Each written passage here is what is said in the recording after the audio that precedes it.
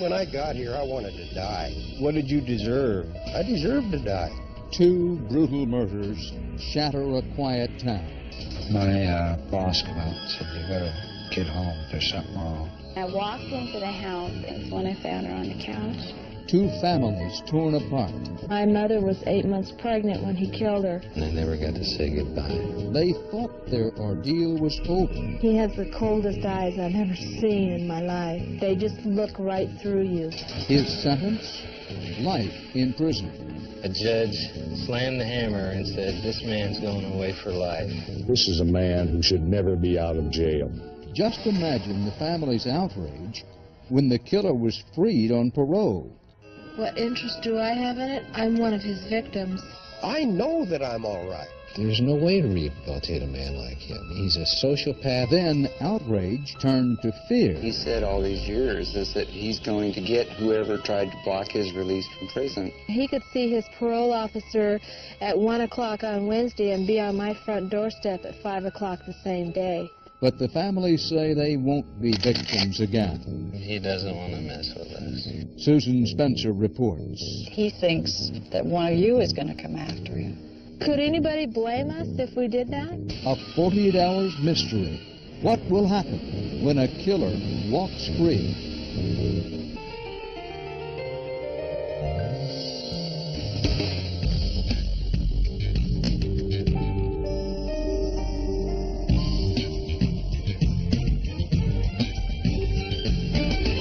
I'm Dan Rather, and this is 48 Hours.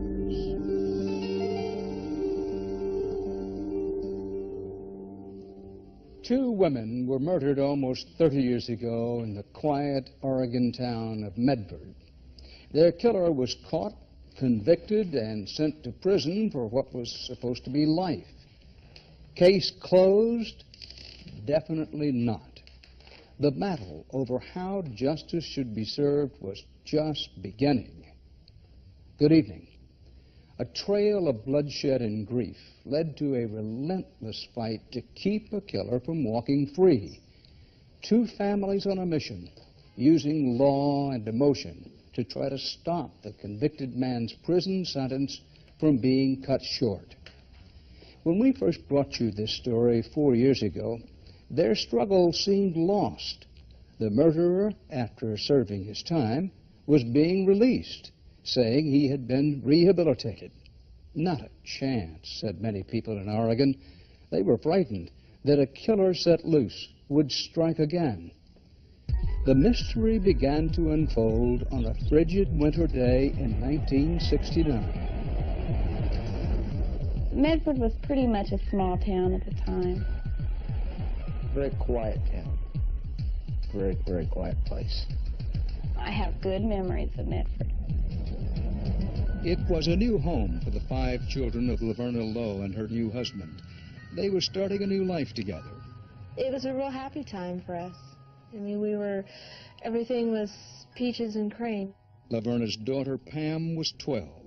Mom always stayed home and baked cookies and told us she loved us in the morning before we went to school. She was always there for us. She was very much part of our lives, you know. Ken was 13 at the time. We were real close.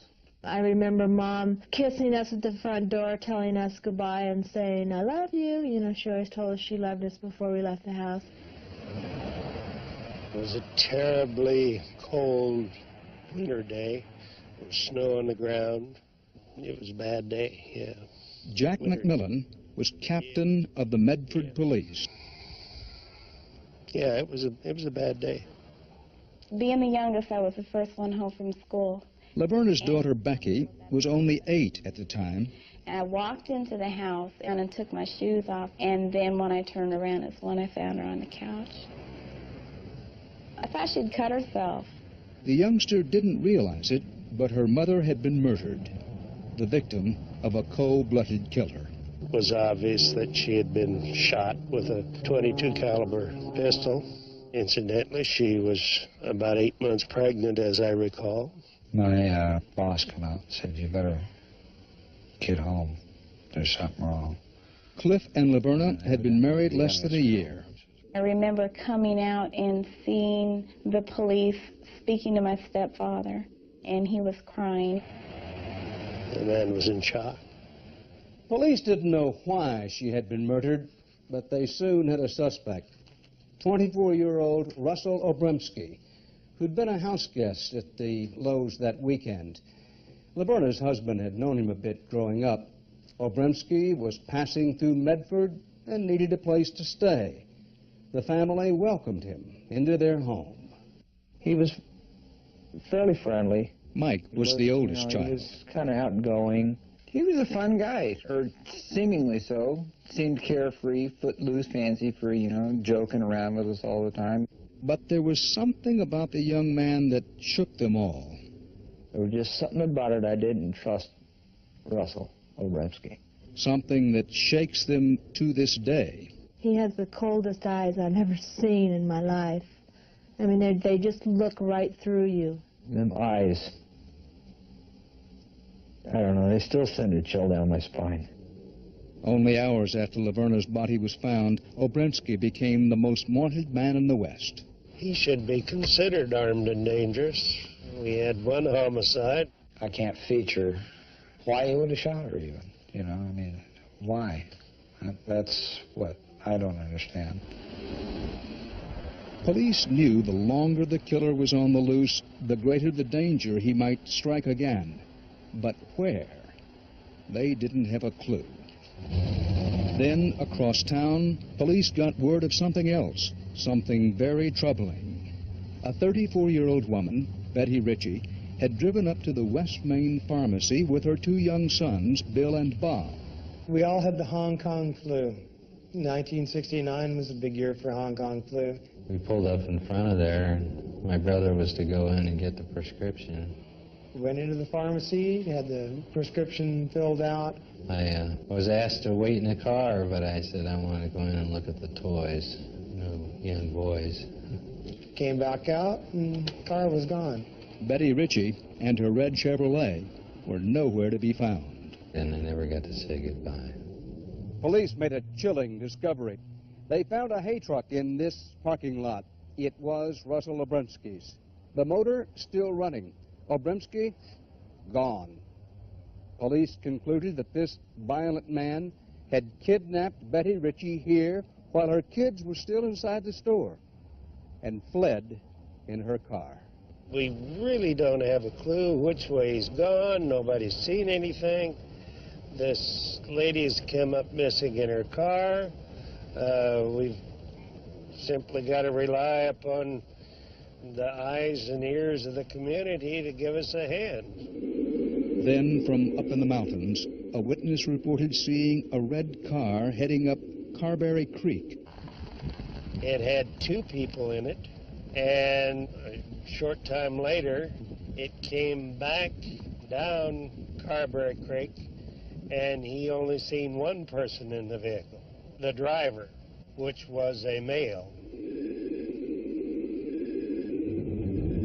We gathered up a party of men, all the men that we could spare, to see if we could find any trace of her. After hours of searching, they found what they feared the most. Betty Ritchie had been raped and murdered. Right down in this area is where we found Miss Ritchie. Her body was nude, and she had been thrown out and had slid down the hillside in the snow. They found the body, but where was Obremski? A witness saw the red Chevrolet head south on the interstate toward California. Obremski had driven the stolen car more than 400 miles, finally stopping at a beach on Monterey Bay. Some surfers alerted the police after they looked in the car and became suspicious. The back seat was covered with blood. All the floorboards and everything were saturated. And the murder weapon? It was on him. Russell Loren Obremski was arrested and charged with the first-degree murders of Laverna Lowe and Betty Ritchie. It was a sensational trial. Piles of evidence and 64 witnesses against him. Obremski didn't take the stand. He was found guilty of both murders and sentenced to spend the rest of his life in prison. Or that's what everyone thought at the time. Now, he's getting out. He's dangerous. I dread the day he gets out, I do. The man killed twice. I think he'll kill again. It's crazy. It's absolutely crazy. Coming up. I killed 2 women for no reason whatsoever. But the killer says he deserves to come out from behind bars. I'm no longer being prosecuted, Mr. Stellinger. I'm being persecuted. Can he be trusted not to kill again? I know that I'll never hurt anybody.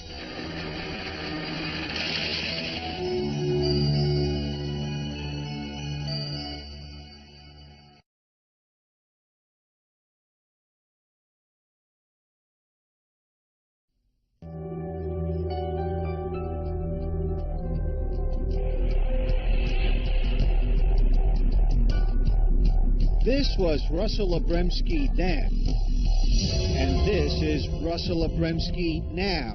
What happened that morning? Well, I left the house pretty early that morning. Abremski says the day he killed the 2 women, he was drinking and using both amphetamines and LSD. I went nuts. That's what I did. I don't really remember everything that happened. Laverne said that, asked me if I wanted something to eat. We was talking back and forth. She was doing some stuff, and she said something, I don't know, I don't even know what it was. But boy, it really pissed me off, you know, and I just lost it right there. And I had that little .22 pistol in my pocket. And that was it. You shot her 4 times? I shot her 4 times. Do you remember? See, I don't even remember shooting her, you know. Do you remember picking up Betty Ritchie? I don't even remember picking her up. Do you remember shooting Betty Ritchie? Don't remember shooting her either. You remember dumping her out of the car? I don't remember dumping her out of the car. I don't remember. I couldn't tell you where Carberry Creek Road is to save my life. How long has this been your home? For 25 years. Excuse me, there's some of the pheasants right there. Oh, right here? They're doing real You good. take care of all these birds? Yeah. Who's this guy here? That's Grandpa. That's old seagull that got caught in this razor wire here. And I dug him out of the razor wire, patched his wing up, sewed it up.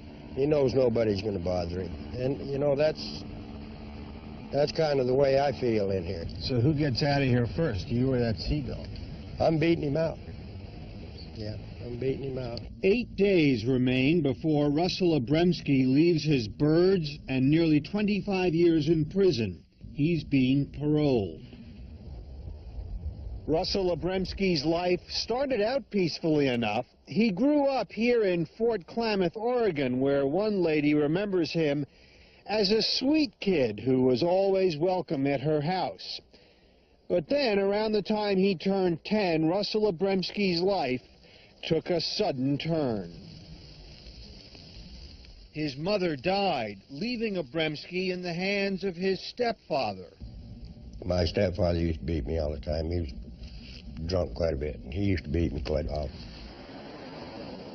About 1 year later, Abremski moved to Klamath Falls, where he was adopted by his grandparents and lived in this house on the outskirts of town. My grandparents, they were really good people, and they really cared a lot about me. But I was so full of anger and bitterness and stuff like that, they didn't stand a chance, you know. It wasn't long before Abremski started getting into trouble.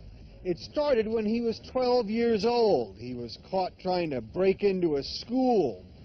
From then on, the charges got more serious, graduating from juvenile to criminal court, from misdemeanors to felony.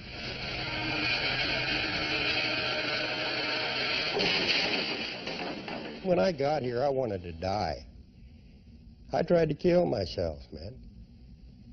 A couple of times, you know. What did you deserve? I deserved to die. The death penalty? Sure.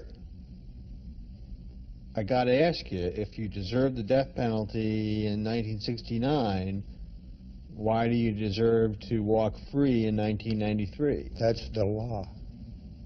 There was no death penalty in Oregon in 1969, so Obremski was sentenced to 2 life terms. That meant he would eventually be eligible for parole. But every time Obremski came up for parole, Laverna Lowe's family was there to fight. At this time, I would like to give Mr. Obremski this photograph. This is a picture of our mother, the woman he took away from us 23 years ago. Is that wrong? Sure it's wrong. You bet it's wrong.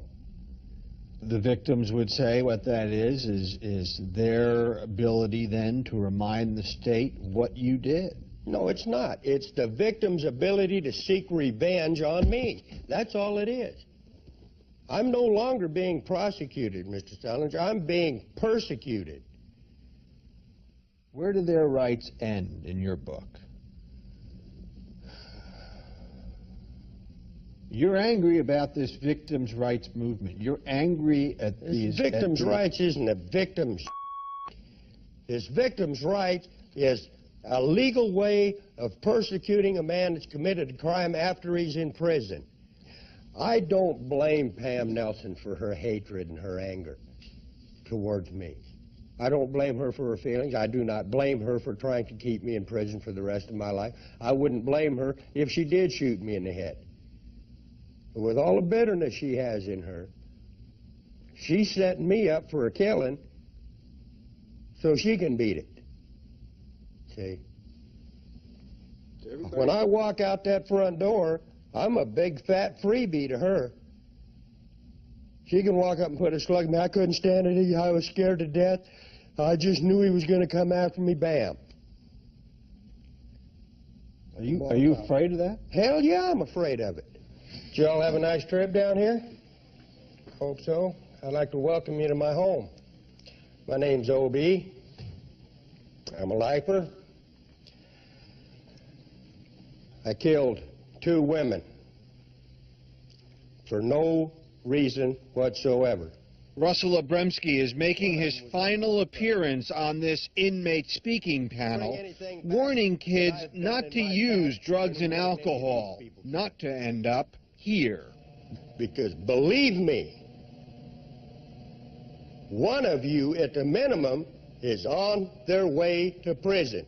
Randy Nicholson is a social worker who counsels kids at risk, and he's willing to take a risk on Russell Obremski. To do whatever I can to help him get involved with the school. But you're not afraid of Russell? No, not afraid of Russell. You'd open your house to him?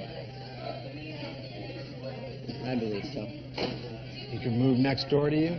Yeah. You're that sure? I'm not sure.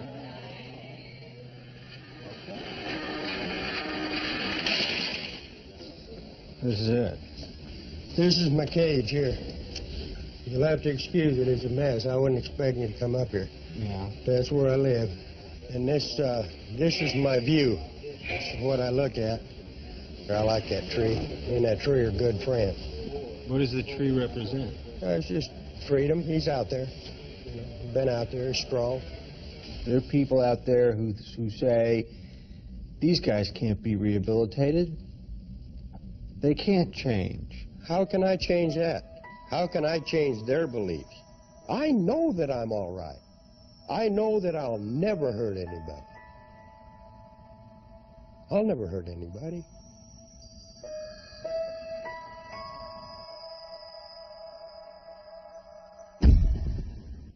Just ahead. I thought that a man who committed the type of acts that he committed should never be put out on parole. A killer is about to get his walking papers. We were told, you know, sooner or later he's going to walk and there isn't anything you can do about it. But some are trying to stop him in his tracks. Keep him in prison where he belongs.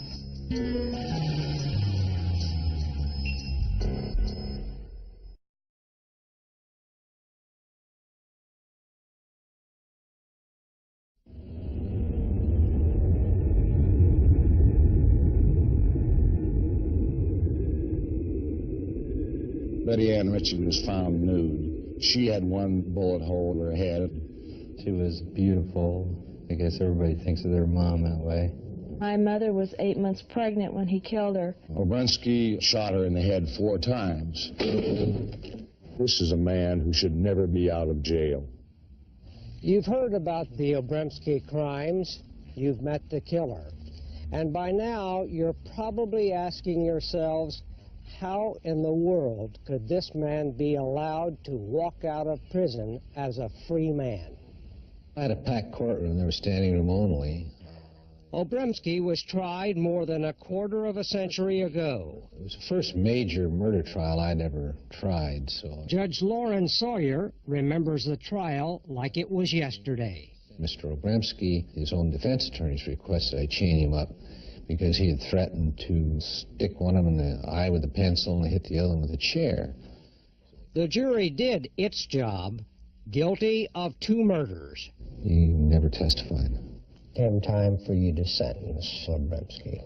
What'd you think at that point? Well, I was thinking, my hope was that I could remove him from society so that no one would ever run the risk of being hurt by him again. What were your options with Obremski? Life imprisonment was it, period. It was never a question of whether Obremski would be paroled, but only when. Well, there are roughly 6,500 inmates incarcerated in the state of Oregon. Danny Santos, a former parole board chairman. All of this is the Obremski file? That is correct. Inside this thick file is the legal path Obremski used to walk through the system. When 1977 came about and the new matrix system was implemented... Designed to reduce prison overcrowding, the matrix system is a complicated formula that sets a definite release date for all prisoners. So your release date would be May 24, the year 2001. This is how it works. The parole board considers the crime. The crime was burglary 1? Yes, sir. Prisoner behavior. I had a real bad substance abuse problem. And other factors in determining the release date. Your new date is June 24, 2002. For Obremski, the parole board calculated a November 1986 release date. This double murderer would walk free after only 17 years. Tonight, without commercial interruption, the parole of Russell Obremski. The news created quite a stir. The parole board is being flooded with calls. I don't know one person that isn't outraged by this. That was when I got excited because he was due to get out before Thanksgiving. It was a wake-up call for the victims' families. Yeah, I don't want to see any other family go through what I went through. Clifford Lowe is the husband of Obremski's first victim, Laverna. Yeah, we took and circulated petitions like this everywhere in the state of Oregon. We, the undersigned, want the full life sentence with no parole. How many signatures did you end up getting on this? We lost track, but well over 50,000. My goal was to keep him in prison where he belongs. Pam Nelson is the daughter of Laverna Lowe. We were told, sooner or later he's going to walk and there isn't anything you can do about it. In 1986, a victims' rights law was enacted. This door opened and there stood Obremski. For the first time, families were allowed to speak at parole hearings. He's going to fall between the cracks and to study prisoner files. We got to sit down and go through all their records several times. And what did they discover? We found out that the parole board had goofed up. They were letting him out earlier than what he was supposed to be let out. Incredibly, the parole board had miscalculated Obremski's sentence by 7 years. How did the board make that mistake back then? Well, it was actually in the calculations of the history risk score when you take into consideration the number of crimes, the number of incarcerations. If it sounds confusing, it is. But the result, Obremski's release was reset to 1993. Every other man that was in this penitentiary in 1969 doing life sentences for first-degree murders, and some of them were a hell of a lot more heinous than the ones that I committed, are on the streets. Over the next 7 years, Obremski fought to get out. I just graduated from drug and alcohol self-awareness. The families fought to keep him in. Mr. Obremski, how did it feel to rape the twitching body of a pregnant woman? That's not a parole hearing. It's a trial. I have been retried, convicted, and sentenced 8 times for the same crime. He's going to do it again and again and again and What again. they thought didn't matter. By law, Obremski's release depended finally on what the doctors thought. What I found was an antisocial personality. Doesn't really follow the rules. Dr. George Succo is a psychiatrist who testified for the prosecution at the trial in 1969. Talking with him at the time, did you see any possibility of him being cured? No. Dr. Davis. But this psychologist got the final word. Robert Davis was hired by the parole board to examine Obremski. I have seen over 800 individuals for the parole board. A positive review from Davis would allow Obremski to walk out of prison in 1993. In my opinion, using all the criteria, in many years of doing this kind of thing, I concluded that Mr. Obremski was not a clear and present danger. I like Russell Obremski. I know Russell Obremski. And I'm comfortable with him. And so are a lot of other people that know me. I'm a nice guy. Not always. His prison record shows repeated disciplinary action for drug abuse and sexual activity as late as 1991. Given this psychological evaluation. But after the positive evaluation, the parole board said it had no other choice. Law indicates at this time there are no choices here but to firm up his release date. Well, you know what's so bad about this, Linda? If he would have done what he did in '69, now he would get the death penalty. Can I guarantee that he won't reoffend? And that is impossible for me to guarantee. But what could happen is he'll start using drugs and drinking again, and some woman will say no to his advances, and she'll probably end up dead. I can't fail. I can't fail. I have got 25 years of rehabilitation in the Oregon State Penitentiary by the finest in the world. How could I fail?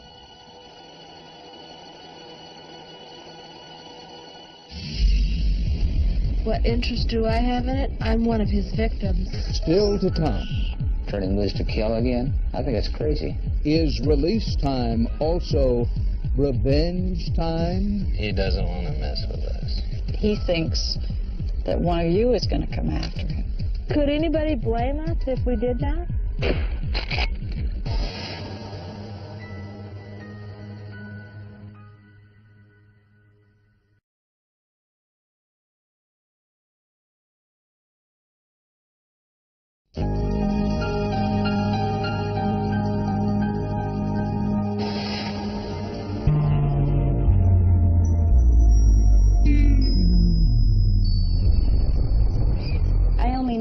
As a mother to an 8-year-old. I didn't know her as a person. I was 12 years old. You know, if you're hurting, who do you run to? It's never over. You miss them forever. Just one day, you never get a chance to say goodbye, and they're gone. The shots Russell Obremski fired shattered the lives of 2 families. The 7 children of the murdered women became Obremski's victims, too. Most left Oregon long ago. You can give me that nightlight off the TV? And with Obremski about to walk free, Laverne Lowe's older daughter, Pam, is fleeing Oregon now. They're not going to monitor him on a daily basis. They're not going to babysit him. He's not. Pam makes no bones about it. She is scared. You know, he could see his parole officer at 1 o'clock on Wednesday and be on my front doorstep at 5 o'clock the same day. There's no peace of mind in that. Why should he want to come after you? I've been a major burr in his saddle since 1987. Did you wipe out the medicine cabinet and check the drawers? Russell Obremski tells us that he thinks that one of you is going to come after him. Could he blame us? Could anybody blame us if we did that? Missed. Miles away, out hunting quail in Southern California, Bill and Bob Ritchie insist quail is the only thing they're interested in hunting. Oh, yeah, here's feathers right here. Though they lost their mother, too, that dreadful day, and are just as angry. The law says he deserves a chance. As far as I'm concerned, he could rot in a closet somewhere. You want to work down the creek and I'll go up 15 yards? Uprooted as children because of their mother's murder, the Ritchies blame Obremski indirectly for problems they've had in life. Few close friends, failed marriages. The leisure going down that way. They think he will leave them alone now, but if not... He doesn't want to mess with us. Yeah. What do you mean he doesn't want to mess with us? Just... He doesn't. Because of what you might do? Or I won't ever be a victim, that's all. Yeah, I'll protect myself. Pam Nelson is absolutely convinced that he'll do something like this again. I've heard she's been in his face quite a bit for the last several years. I need to know if there is a definite parole plan for Russell Obremski yet. At the 11th hour, before Obremski's parole, Pam is in his face again. But what happens on those mental evaluations if they find that he is not safe to be on the outside? Mixing moving... I called them yesterday and they said they didn't have it. With desperate phone calls to state officials. Does he have a job? Does he have a place to live? Trying to stop the inevitable. What interest do I have in it? I'm one of his victims. Why should this state, anybody in this state, have to deal with this man? It's not fair. It's unjust. It's crazy. It's absolutely crazy. Pam's still got a lot of anger and even fear of Obremski. Pam's brother, Ken, claims he's over that, finally, but nonetheless chose to move to Alaska as Obremski's parole neared. He drives a cab here. He said all these years is that he's going to get whoever tried to block his release from prison. And we did indeed try to block his release from prison. But what, you don't believe that he will? I don't know if he will or not. It just doesn't matter to me anymore. I don't care if he does or not. I'm not at the point where I can say I can forgive the man. Okay? But I am at the point where I'm not going to hold it against him anymore because I'm not going to give him that power in my life anymore. The week so far has been pretty good. Ken says only counseling through 3 marriages, bouts with alcoholism and drugs, brought him to this point. You're talking 24 years of self-destruction going on here. Woohoo! I was a straight-A student in school. I had a dream of being a jet pilot. And after that, nah, forget it, you know, that was gone. Each one of us kids has suffered the consequence of being basically abandoned and left to our own devices to overcome all that happened then. There's no closeness in our family anymore. We had that before he killed my mother. It was there. You know, we had Christmases at Grandma's and we had family get-togethers, and I had a mother that kissed us goodbye every morning and told us she loved us as she went out the door. That was there until he came to our house. The family agrees Obremski's responsible for so much pain, for broken marriages. Pam's had 2. So here are all the family pictures. These are the ones. And your mother in the middle. Place of honor. Her brothers and sister agree that Becky, the youngest child of Laverna Lowe, has best put the fears behind her. Ironic, since at age 8, she found the body. These pictures are very therapeutic for me because for many years that was the only memory that I had that stuck out in my mind of my mother was seeing her in the condition that I found her in. And There so is less comfort in some of the others. I could see it by the looks in the eyes when these pictures were taken based on whether it was before or after the murder. I could see it. This before? See how happy she is? You know, you can see such a difference. You can just see the pain. You can see the pain on his face. Elizabeth lives in Greenville. Yeah. But Becky vows the pain will not be passed on to her own kids. She says she's happy today after much counseling and help from God.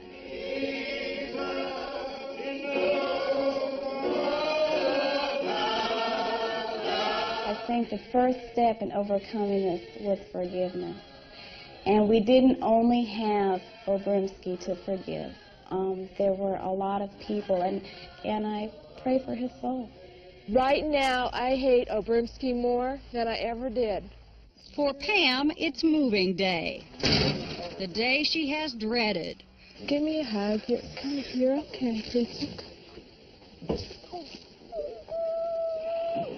But her battle lost, the only place Pam is moving is away from Obrimsky.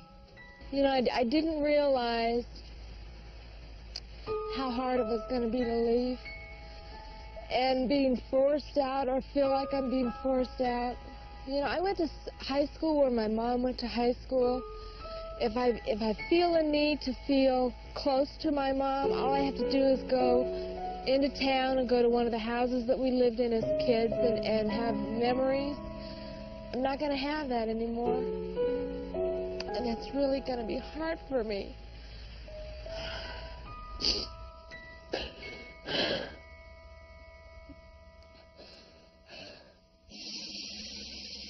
Or have any contact with the families of the victim. Next, Look at that, man. I'm scared to death. out of the darkness of prison, back into the glare of the spotlight. I think you should be a free man. A lifer's re-entry into the outside world. Own room. I give him a 50-50 chance. I need a cigarette.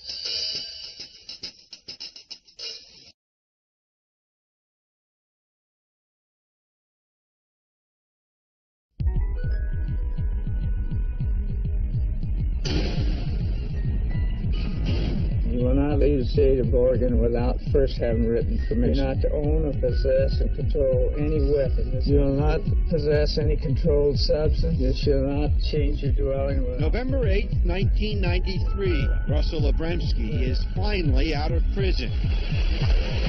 You're to obey all laws. He has been freed, You're not to enter and reside in Klamath or Jackson counties. but he's not totally free. Or have any contact with the families of the victims.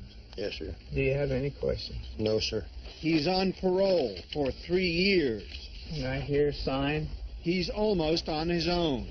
Thank you very much. Good luck. Ken. Yep. It's not going to be easy. For now, his parole officer will check on him twice a week. Russell, you're shaking. Yeah, I'm nervous. Yeah. Yeah, I'm nervous. There ain't no walls out there. It's going to be real traumatic. Is this feeling like you thought it would? No. No? No, I'm scared to death. Just outside the parole office. Look at that, man. They got cameras all over the place down there. And, Okay, we're going out the back door. We're ready. Anytime. Let's go. Obrimsky is about to get his first taste of the outside world. I think you should be a free man. He has walked out of a cage and into a fishbowl. People in Oregon are following the Russell Obrimsky case so closely because of a man named Cal Brown. Just like Obrimsky, Brown was released from prison on the strength of a psychological report and was on parole here in Eugene. Roughly 2 months after he got out of prison, Cal Brown got into trouble. Big trouble.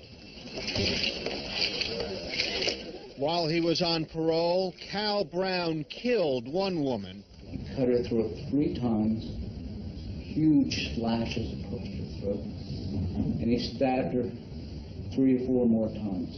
And almost killed another woman. At that point, he reached under the pillow again, pulled out the opened knife, and he raped her. He got life for the attempted murder. He got the death penalty for the murder. He should never have been released. Did you make that point? Yes. Yes, I was at the parole hearing. This woman was assaulted by Brown in 1983 and did not want to be identified. I was scared, and I'm still scared. I told him he was going to do this again. Her testimony in court helped put Brown in prison for 7.5 years. But nothing she said to the Oregon Parole Board could keep him there. I have ran that through my head over and over and over, thinking, if there was just one thing I could have said, that girl in Seattle could still be alive. But, yeah, I don't know what I could have said. Brown was released because, like Russell Obremski, he had a positive psychological review. You've been following the Obremski case. Obremski says he's a different man now. Oh, yeah. Psychiatrists say he's a different man now. Supposedly Cal Brown was a different man now, too. He was in remission. He was a model prisoner. He was this good little boy now. You've heard this all before? Yes. Were you sure in Brown's case? Sure that he hadn't changed? Yeah. I had no doubt in my mind. No doubt. Okay, here we go. Get ready to get out. Take a seatbelt off. Who is this guy? Can you be that sure with Obremski, though? Is it worth it to lose another life and risk not being sure? Yeah, here's a bunch more of these jerks. Why should someone else die just to give this guy a try? Mr. Obremski, can we talk to you just real briefly before you... Why should he have more rights Russell? than the victims who are dead or the victims' children who are living this? Just have a minute with you, sir. For the first several months, Obremski will be staying at a halfway house in Eugene. Talk to you real briefly. Boy, I didn't know freedom was so hard.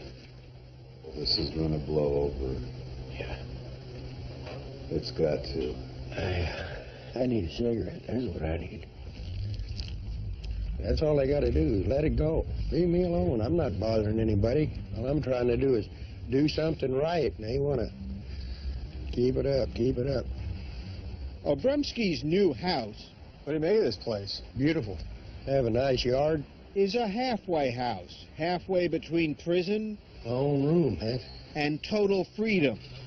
Man, oh man, oh man. Your first 7 days at sponsors, your curfew is at 10 o'clock at night. There is a strict schedule. We do drug testing at least twice a week. And strict rules. Harassment or intimidation will not be tolerated. Physical violence, no threats, we won't deal with that. Disrespect for others will be grounds for saying goodbye. You want me to sign that? Feels good to sign my name without having to put a number behind it. Jeez. Russell Obremski has been away from society for almost 25 years. It's hard to say with certainty whether he's going to make it or not.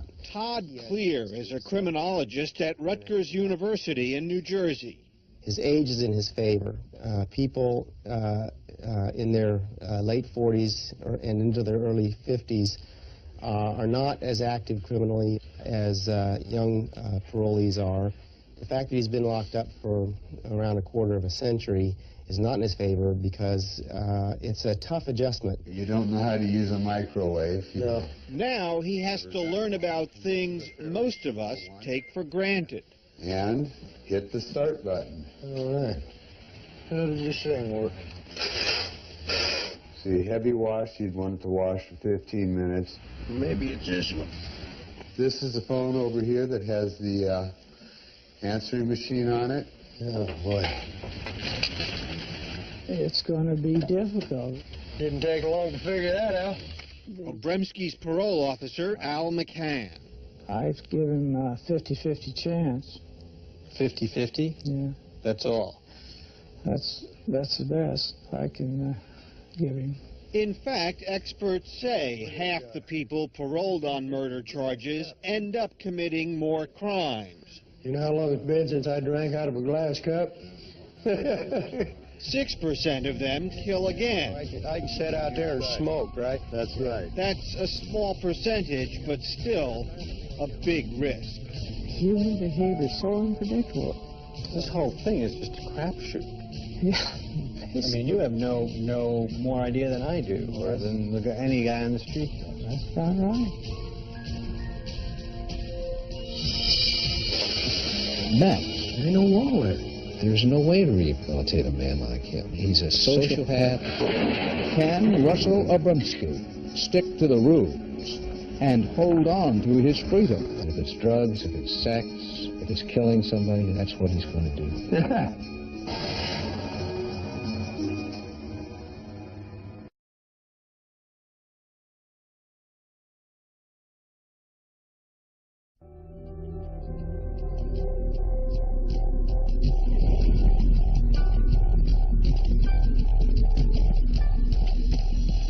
He's capable of, I think, raping and killing.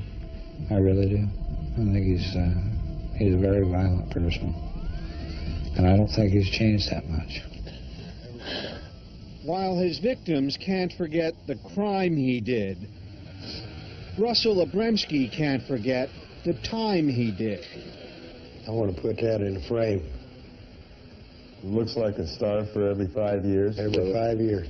A going-away present from a fellow inmate after nearly 25 years in prison. He told me, he said, put this in a frame and hang it on the wall, and every time you start thinking about doing something stupid, he said, count the stars. See if it's worth it. Look at that, man. You got another tree to look at. Yeah, but look at that one, man. There's no wall between me and that tree. There's no way to rehabilitate a man like him. He's a sociopath. He's going to do whatever makes him feel good at the moment. And if it's drugs, if it's sex, if it's killing somebody, that's what he's going to do.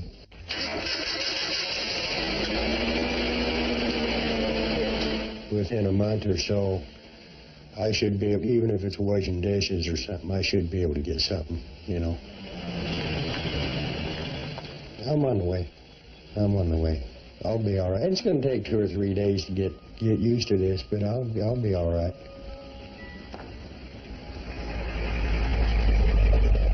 Obremski, yeah, he's going to get on with his life. Great. What happens when his good day is not a good day anymore? Who pays the next time?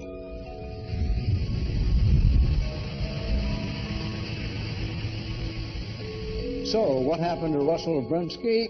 He started off on the straight and narrow with a job on a ranch and a new girlfriend. But Obremski soon found himself back in court, charged with sexually abusing a 4-year-old relative of his girlfriend. He was acquitted on that. Obremski said the charges were fabricated to get him back behind bars. But he managed to get there on his own. This double murderer was sent back to prison in 1994 for drinking alcohol. I drank a glass and a half and spent half the night in the bathroom. A violation of his parole. Parole release will be denied. For that, an appeals court ruled he must now serve out his life sentence.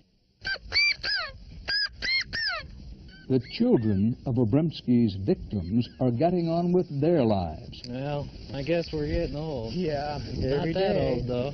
Betty Ritchie's 2 sons say they feel secure now that Obremski is back in prison. How you feeling? Yeah, I'm doing all right. Did Bubby come over, Pam? Laverna Lowe's daughter, Pam Nelson, she led the fight against parole is living with her family in Nevada. There's some salsa. Come on, buddy. She left Oregon out of fear and has no plans to move back. What is this, marigolds? She, too, says she can now go on with her life because her nightmares about Russell Abramsky have ended. And I don't feel like a victim anymore. I don't have to worry about what he's doing, and I don't care what he's doing. He's where he belongs, and that's all that matters. As for the system that set him free, the state of Oregon now requires more psychological reports before a violent criminal is paroled. And since we first brought you this story, many states have passed tougher rules on parole. Some are moving to abolish it for the most violent criminals, leaving no chance that a killer like Russell Abramsky could ever walk free. I'm Dan Rather, and that's 48 Hours. Coming up Thursday on our next 48 Hours. You can pick your house, but you can't pick your neighbors. A 9-year family feud. It's definitely a war arrow.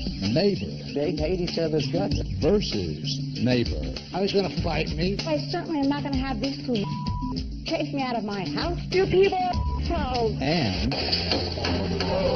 It's full of combustibles. It's wall-to-wall junk and trash. imagine living next door to this. We've seen her outside dumping human waste in the yard. Get away. Run me over. Trouble next door. Leave me alone. This Thursday night